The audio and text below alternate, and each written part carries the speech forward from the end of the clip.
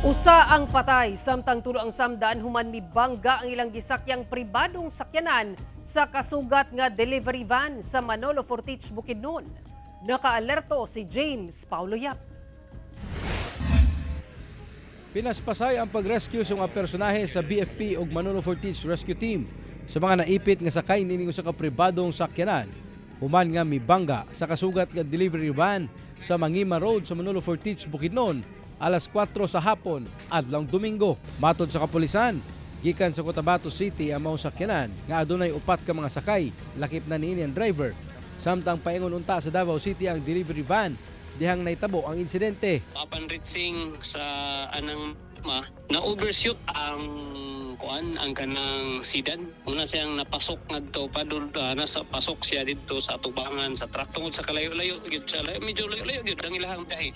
Usa na akong nakita nga medyo kanang medyo sa mo ang gulo nga medyo kana tungod kay layo. Medyo nagit siguro nga apektahan gid ang pag-drive.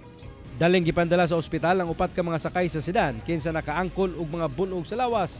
Apan way swerte nga nakabsan sa kinabuhi ang usa ka pasahero. Nakakustodiya na sa Manolo Fortich Municipal Police Station ang driver sa delivery van kaysa posibleng mag-atubang og kaso. Wala na kini mihatag og pahayag.